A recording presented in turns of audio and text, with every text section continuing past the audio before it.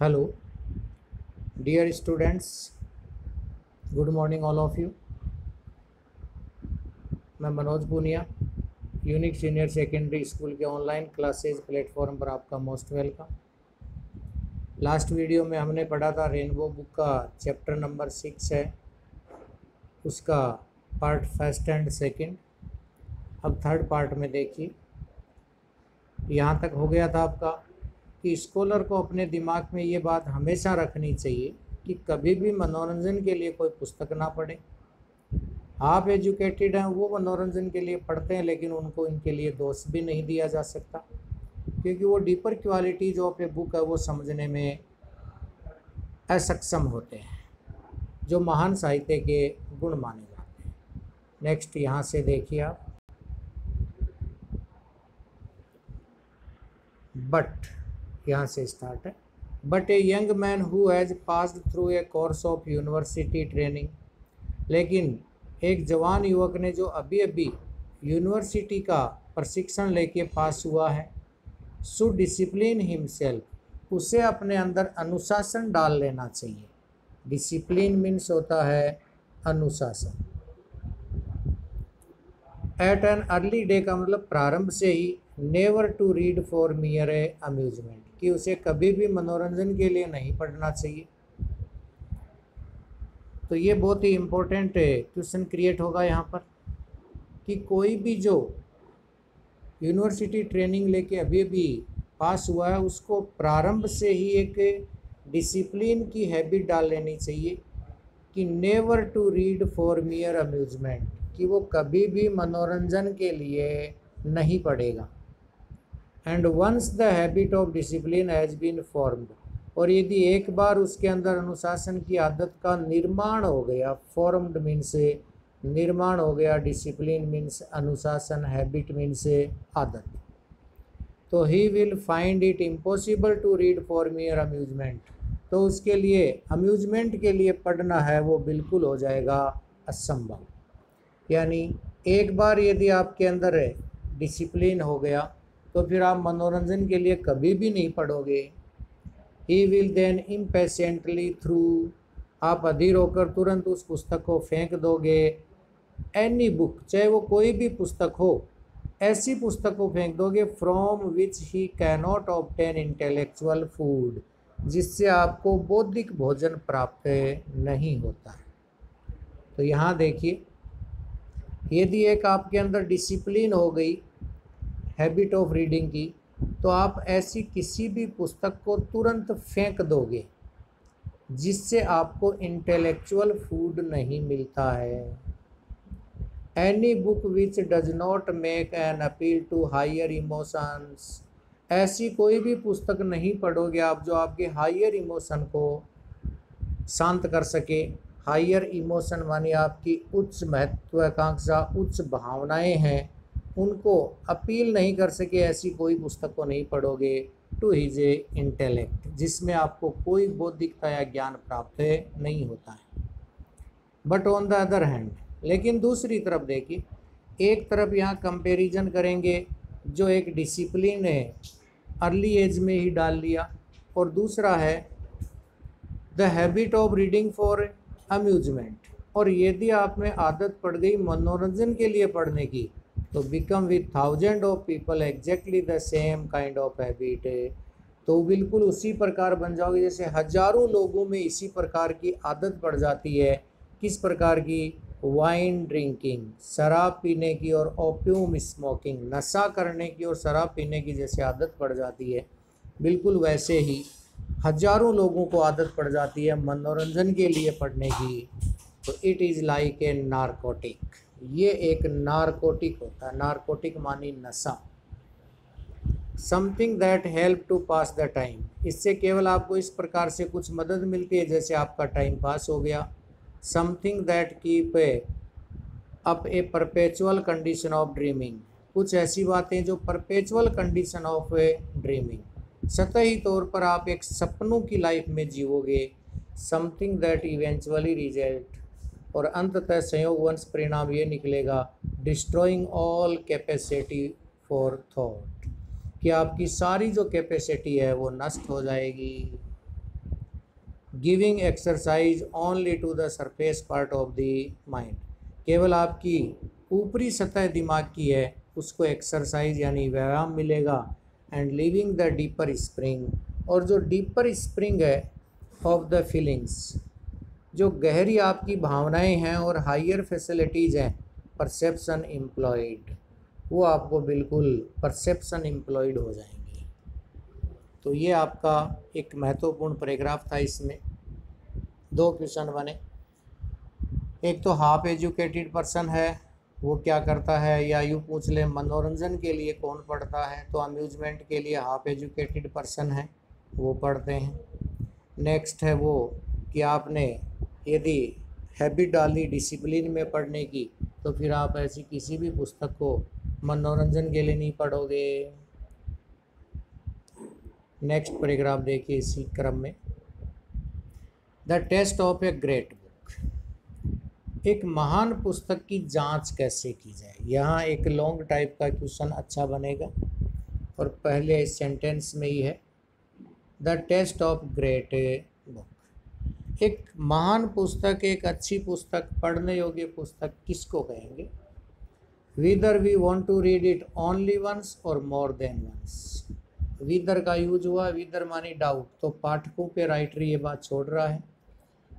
क्या वो पुस्तक है वो ग्रेट मानी जाएगी जिसको हम केवल एक बार पढ़ना चाहते हैं या एक से अधिक बार पढ़ना चाहते हैं? अंडरलाइन कर लो। तो महान पुस्तक हम किसे कहेंगे? जिसे हम we want to read it only once, जिसे हम केवल एक बार पढ़ना चाहें या एक से अधिक बार पढ़ना चाहिए। एनी रियली ग्रेट बुक, वास्तव में कोई भी जो महान पुस्तक होती है, we want to read the second time, उसको निश्चित रूप से हम दूसरी बार ज़रूर पढ़ना चाहेंगे। Even more than we wanted to read it the first time, यानी पहली बार पढ़ा उससे भी ज़्यादा इंटरेस्ट या रुचि के साथ पढ़ना चाहेंगे। This is the first quality of great book. Underline करके देखो। यानी कोई भी महान पुस्तक होती है उसे हम दूसरी बार ज़रूर पढ़ना चाहेंगे, और दूसरी बार पढ़ेंगे तो पहली बार जो पढ़ा था उससे ज़्यादा इंटरेस्ट के साथ पढ़ेंगे। एंड एवरी एडिशनल टाइम, और प्रत्येक जितनी दूसरी बार हमने पढ़ा उस पुस्तक को, we read it we find new meanings, तो जितनी अतिरिक्त बार हम पुस्तक को पढ़ेंगे वी फाइंड न्यू मीनिंग्स, तो हमें बार बार उसमें नया नया मीनिंग नज़र आएगा। मीनिंग्स मानी अर्थ, न्यू मीन्स नया, एडिशनल मीन्स अतिरिक्त। तो जितनी भी अतिरिक्त बार पढ़ेंगे प्रत्येक बार उसमें न्यू मीनिंग नज़र आएगा। And new beauty in it, और नई सुंदरता नज़र आएगी। A book that a person of education, एक पुस्तक जो ए पर्सन ऑफ एजुकेशन, जो एक शिक्षित व्यक्ति है, good taste does not care read more than one, वो इस बात की परवाह नहीं करेगा कि यदि अच्छी पुस्तक है तो उसको एक से अधिक बार पढ़ना चाहिए, इस बात की वो परवाह नहीं करेगा, क्योंकि once is very probably not worth much, क्योंकि एक बार शायद वो पढ़ने में उससे ज़्यादा योग्य नहीं लगी हो। बट वी कैनॉट कंसीडर, लेकिन हम ये नहीं मान सकते उस व्यक्ति की कि the judgement of a single individual infallible, ये देखिए इनफॉलेबल मीन्स अचूक, कैनॉट मीन्स नहीं हो सकता, कंसीडर मानी मानना, जजमेंट मीन्स निर्णय। ध्यान से देखिए इस लाइन का अर्थ। कोई भी एक शिक्षित व्यक्ति है और उसने उस पुस्तक को अच्छी तरह से नहीं पढ़ा, उसकी जांच परख उसे नहीं हुई, प्रोबेबली उसको वो वर्द नहीं लगी होगी, योग्य पुस्तक नहीं लगी होगी। एजुकेटेड व्यक्ति ने वो पुस्तक पढ़ी और उसको पढ़ने से वो पुस्तक अच्छी नहीं लगी होगी, लेकिन हम उसके निर्णय को नहीं मान सकते कि उसका निर्णय अचूक नहीं है, क्योंकि इसके निर्णय में चूक हो सकती है। इंडिविजुअल इनफॉलेबल हो सकता है, उसका व्यक्तिगत निर्णय अचूक नहीं हो सकता, इसको हम नहीं मान सकते। The opinion that make a book great, opinion that make a book great, एक पुस्तक को कोई भी राय मत तब महान बनाते हैं, must be opinion of many, जब उसके बारे में बहुत से लोगों के विचार हो। और इवन द ग्रेटेस्ट क्रिटिक, यहाँ तक कि महान आलोचक हुए हैं दुनिया में, are apt to have certain dullness, उन्होंने निश्चित रूप से उन पुस्तकों में कमियां निकाली हैं। जैसे कार्लाइल फॉर एग्जाम्पल, कार्लाइल का उदाहरण दे रहा है, could not endure Browning, Carlyle नाम का राइटर है, वो ब्राउनिंग को सहन नहीं कर पाया। इसका मतलब ये नहीं है कि Browning is not a great writer, Browning is also great writer and Carlyle is also great writer. ये तो उनका इंडिविजुअल जजमेंट है, और इंडिविजुअल जजमेंट के आधार पे हम ये नहीं कह सकते कि ये पुस्तक महान है, नहीं है। Byron could not endure some of the greatest of English poet, और बायरन नाम का जो राइटर है इंग्लिश का, उसने तो इंग्लिश के महान कवियों तक को सहन नहीं किया। तो इसका मतलब ये थोड़ी है कि इंग्लिश के जो ग्रेटेस्ट ऑफ इंग्लिश पोइट हैं वो बायरन के अनुसार महान नहीं है। बायरन के अनुसार तो नहीं है, बट वो महान तो हैं। तो आपको क्या सीखना है इन लाइंस में, कि व्यक्ति की, एक सिंगल व्यक्ति के द्वारा दिया गया जजमेंट है वो सर्वमान्य नहीं होता। A man must be many sided to अट्रे ट्रस्टवर्दी, क्योंकि एक व्यक्ति के बहुत सारे पक्ष हो सकते हैं। ट्रस्टवर्दी, एक दूसरे विश्वास करने के लिए। स्टिमेट ऑफ मैनी बुक्स, जो बहुत सी पुस्तकों के बारे में कल्पना करता है। We may doubt the judgement of the single critic at a times, हमें संदेह हो सकता है सिंगल व्यक्ति के द्वारा जो आलोचना की गई उस पर। देखिए, वी मे डाउट, हमें संदेह हो सकता है, judgement of the single critic at time, एक सिंगल व्यक्ति ने जो आलोचना की उस पर हमें संदेह हो सकता है। But there is no doubt possible, लेकिन तब कोई संभावना नहीं रहेगी regard to the judgement of a generation. ये अंडरलाइन कीजिए, ये इस चैप्टर की जो अभी तक पैराग्राफ में है उसको समझा रहा है। लेकिन तब हमारे संदेह की कोई जगह नहीं रहती, कोई संभावना नहीं रहती regard to the judgement of generation, जब उस पुस्तक को महान बनने के लिए पीढ़ियों ने उसका फैसला कर दिया। जनरेशंस मीन्स पीढ़ियाँ। तो सिंगल व्यक्ति के द्वारा दिया गया जजमेंट उसको सर्वमान्य नहीं मान सकते, लेकिन जनरेशंस ने जजमेंट दे दिया कि this is a great book, तो उसमें फिर जो पढ़ रहा है उसकी सिंगल व्यक्ति की कमी है, उस पुस्तक में कमी नहीं है। Even if we cannot at one pursue anything good in a book, हो सकता है कि हमें उस पुस्तक के अंदर जो गहनता से नहीं पढ़ा तो कुछ भी अच्छा नहीं लगा होगा। विच हैज़ बीन एडमायर्ड, जिसकी प्रशंसा की जा रही है, प्रेज्ड फॉर 100 ऑफ ईयर्स, जिसको सैकड़ों वर्षों से उस पुस्तक के बारे में प्रशंसा की जा रही है। तो हो सकता है हमें उसमें कुछ अच्छा नहीं लगा होगा, इसका मतलब ये नहीं है कि वो पुस्तक अच्छी नहीं है।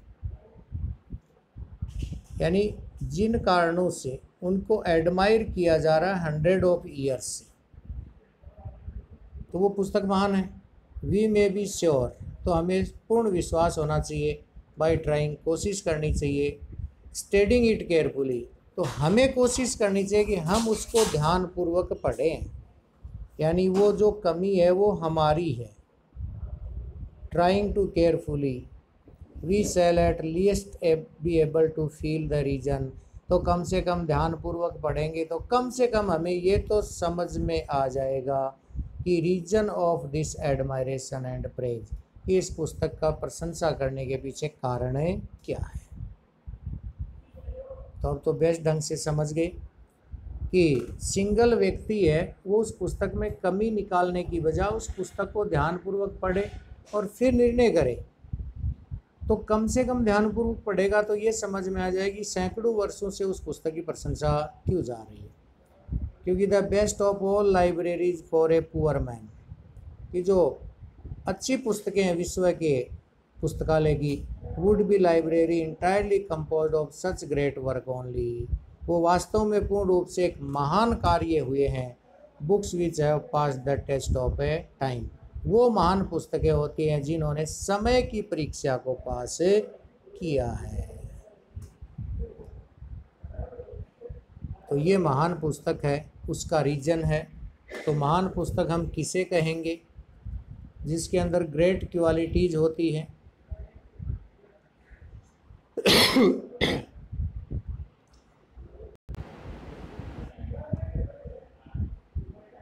This then would be most important guide. तब उसमें सबसे ज़्यादा महत्वपूर्ण ये है द चॉइस ऑफ रीडिंग, कि हमें पढ़ने के अंदर चॉइस करनी चाहिए। चॉइस मानी हमें चयन करना चाहिए। We should read only the books, हमें केवल वही पुस्तकें पढ़नी चाहिए। We want to read more than once, जिसे हम एक बार से अधिक पढ़ना चाहते हैं। Nor should we buy any others, तब तक हमें अन्य कोई पुस्तक नहीं खरीदनी चाहिए। Unless we have some special reason, जब तक हमारे पास कोई विशेष कारण नहीं हो। सो इन्वेस्टिंग है मनी, इन्वेस्टिंग मानी पैसा खर्च करने के लिए जब तक कोई विशेष कारण नहीं हो तब तक हमें नई पुस्तक नहीं खरीदनी चाहिए। The second fact demanding attention, दूसरी बात यह है कि हमें डिमांड होनी चाहिए general collector of the value, कि सामान्य विशेषता उनका महत्व का पता होना चाहिए।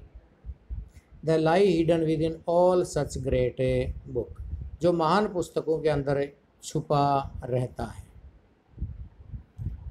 दे नेवर बिकेम ओल्ड, ये पुस्तकें कभी पुरानी नहीं होती। यहाँ ओल्ड का मीनिंग है पुराना होना।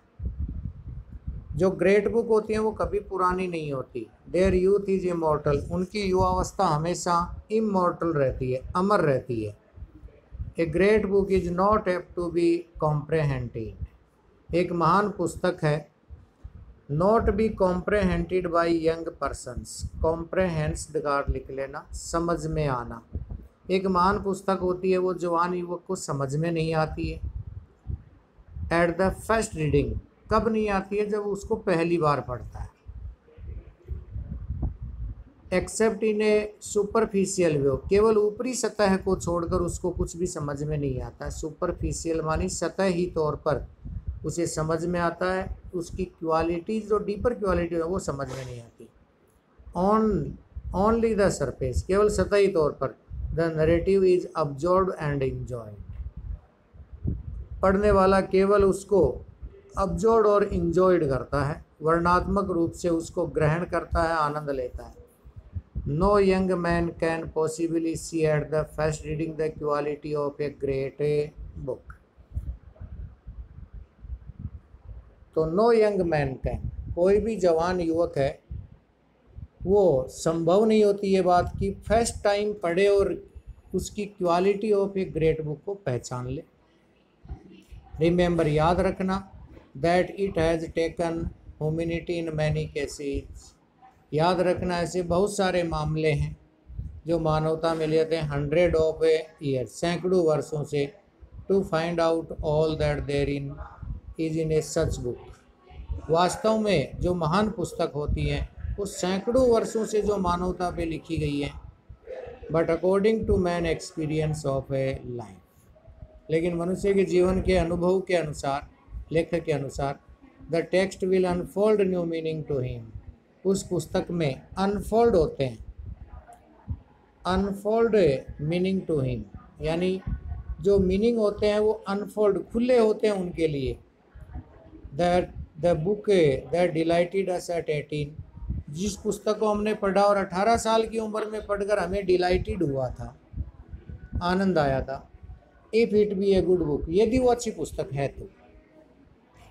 Will delight us much more at 25, अधिक खुशी होगी जब हम 25 ईयर्स के हो जाएंगे। And it will prove like a new book to us, और उस उम्र में वाली वो नई पुस्तक नजरे आएगी।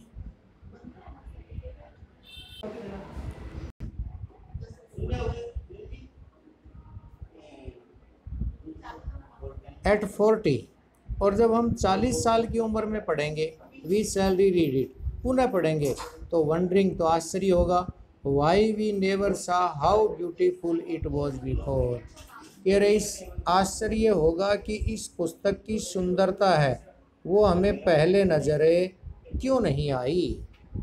एट 50 और 60 ईयर ऑफ एज, फिर 50 साल की उम्र में फिर पढ़ोगे, 60 ईयर में फिर पढ़ोगे, the same fact will repeat themselves, वही तथ्य बार बार रिपीट होता जाएगा। ए great book grow exactly in proportion, एक महान पुस्तक बिल्कुल उसी प्रकार होती है, grow exactly in proportion of the growth of the reader से माइंड, उसी अनुपात में जब बार बार पढ़ोगे तो महान पुस्तक में जो डीपर क्वालिटीज होती है उसी अनुपात में उसके माइंड की भी ग्रोथ होती जाएगी। तो लेफ कियो हर्न इसका राइटर है इस चैप्टर का। अबाउट द लेसन में देखिए, लेफ कैडियो हर्न है वो 1815 में बर्थ हुआ, 1904 में उसका देहांत हो गया। वो an author of international fame, एक अंतर्राष्ट्रीय प्रसिद्ध ख्याति प्राप्त ये लेखक था। Best known for his writing about Japan, Japan के बारे में उसे कुछ लिखा या जापान में उसे बहुत अत्यधिक रूप से प्रसिद्ध या जाना जाता है। शॉर्ट में ऐसे करिए, इन दिस ऐसे, इस निबंध में लेफ कैडियो हर्न define the concept of reading, concept of reading को अंडरलाइन कर लीजिए। पढ़ने की जो अवधारणा है उसको डिफाइन किया है लेफ कैडियो हर्न ने इस चैप्टर में, यानी पढ़ने की अवधारणा को परिभाषित किया है। विद इट्स मीनिंग की इसका अर्थ क्या है, प्रोसेस एंड एम, और ये भी बताया कि उसकी प्रक्रिया क्या और लक्ष्य क्या होना चाहिए। 3 जो वर्ड हैं उन पे ये चैप्टर चला है कि मीनिंग क्या होना चाहिए, प्रोसेस क्या होनी चाहिए और एम क्या होना चाहिए। इस अवधारणा को परिभाषित किया है इस चैप्टर में।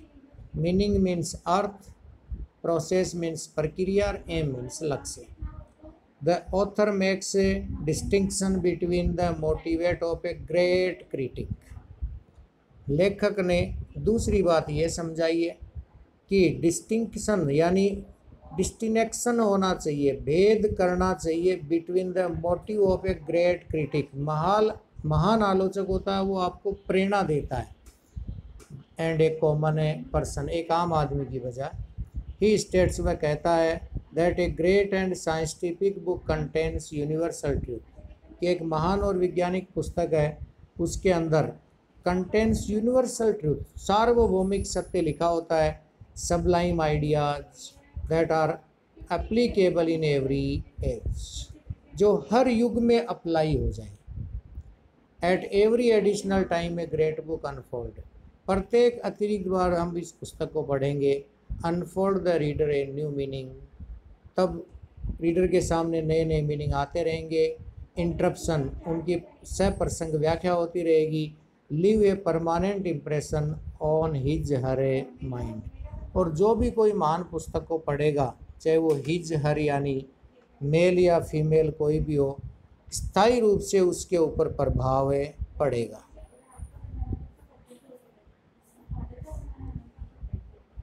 ग्लोसरी आपको अपनी नोटबुक में करनी है, ट्रू फॉल्स में आपको करवा देता हूँ। Everybody knows the art of reading, प्रत्येक आदमी कला जानता है रीडिंग की, तो no false. Reading in a true sense means reading the word और character automatically and pronouncing them correctly, सही मायने में पढ़ने का मतलब है शब्दों का सही सही अर्थ निकालना और उच्चारण करने को सही मायने में पढ़ना माना जाता है, no false. A scholar should keep in mind that a book should not be read for mere amusement, एक स्कॉलर को अपने दिमाग में बात रखनी चाहिए कि कभी भी उसे मनोरंजन के लिए नहीं पढ़ना चाहिए, तो ये ट्रू है।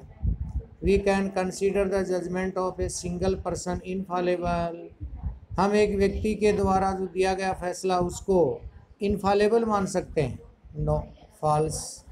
Great book never became outdated, outdated का मतलब होता है पुरानी होना, महान पुस्तकें कभी पुरानी नहीं होती, तो नहीं होती, ट्रू है। अब जो इसके शॉर्ट टाइप के क्वेश्चन है वो आपको नोटबुक में करने हैं, लॉन्ग टाइप में फर्स्ट क्वेश्चन करना है, थर्ड करना है, फोर्थ करना है। तो फर्स्ट, थर्ड और फोर्थ ये इम्पोर्टेंट क्वेश्चन है एग्ज़ाम के लिए। तो thank you watching for the video all the students, thanks. Next video में हम एक नए चैप्टर के साथ मिलेंगे, चैप्टर नंबर 7। Thank you.